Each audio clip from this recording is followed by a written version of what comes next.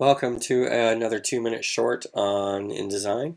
In this tutorial, we're going to take a look at using or creating a grid of picture boxes using a InDesign function. And this is very easy to use. Once you get the hang of it, it can be pretty handy.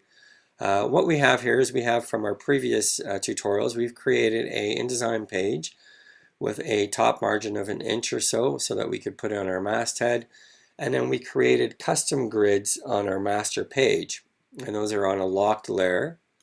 So if we take a look, we have a locked layer for the grid that we can turn on and off at any time, but still keep our main margins and our main outline viewable. So it comes in handy sometimes. Some people will use it, some people won't. That's fine. What we're going to do right now, though, is we're going to actually create a grid, and by that I'm saying is that we're going to take a picture box, and instead of drawing each picture box, copying it, pasting it, moving it, we're going to do it in one shot. What we do is we draw our first picture box, and again, remember, when we get into object styles, or if you're using object styles and you want them all the same, this is a good time to apply it. So we have our picture box. We're going to do this, and we're going to hold down either the Option key or the Alt key on PC, and we're going to drag it to the lower right. And you can see it automatically lines up there.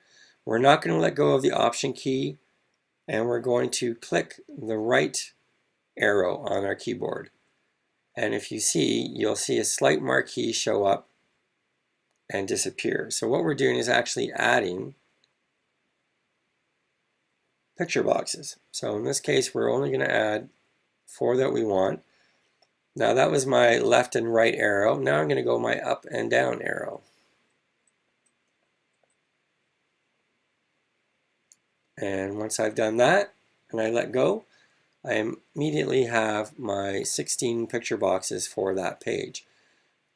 Nice thing is now at any time I can actually say, okay, you know what, for this grid, this is actually only going to be 1.